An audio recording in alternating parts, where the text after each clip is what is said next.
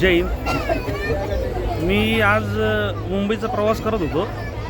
तर मुंबईचा प्रवास करताना नाशिकला परतताना मला एक छकुली भेटली, जिचं नाव आहे धृती। ठीक आहे, तिच्या गळ्यात आहे ना, असं द्या, तिच्या गळ्यात मी नाही माळ बघितली। आता माझं पण पूर्ण आयुष्य, माझं पण लहानपण सर्व माझ्या मित्रांमध्ये जे गेलं तर ते त्याच्यातले बरेचसे मित्र माळकरी होते, त्याच्यामुळे मला माळकरी काय असतात हे माहीत होतं। तर मी सहज तिला विचारलं की तू माळकरी का? ती म्हणे उत्सुकतेने म्हटली की हो आहे। तर म्हटलं, मग मी तिला माऊली म्हणून हाक मारली, तर ती आनंदित झाली। मग तिला सहज विचारलं का ती काय छंद आहे? चांगले प्रकारचे माऊलींचे श्लोक वगैरे म्हणते आणि एक खूप चांगलं गाणं तिनं म्हटलं। ॲक्च्युली मला ते गाणं खूप आवडतं, तर मी तुम्हाला आहे ना तिच्या आवाजातलं ते गाणं रेकॉर्ड करून दाखवतो आहे। आणि ही ना शास्त्रीय संगीत पण शिकत आहे आणि खूप चांगला आवाज आहे।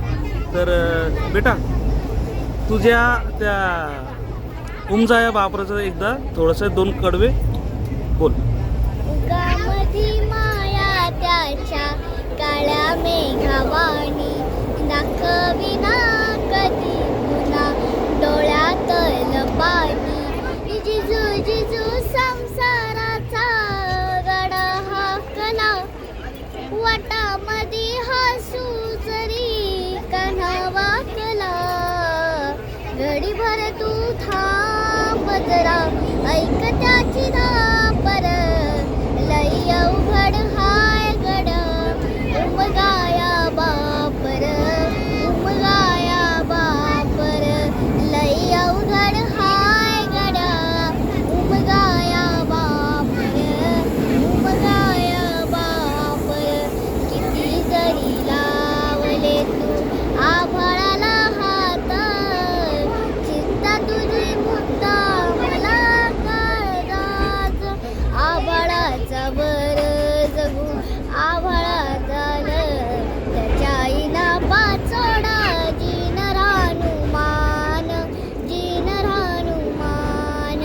गडीभर तू थांब जरा, ऐक त्याची धापर, लई अवघड हाय गड उमगाया बापर, उमगाया बापर। मुखी मुखी माया त्याची मुखी घाल मेला, लेकराच्या पायी उभा जन्म उधळेला। आभाळाचा वर जगू आभाळात आलं, त्याच्या आईला पाचोडा जीन रानुमान, जीन रानुमान।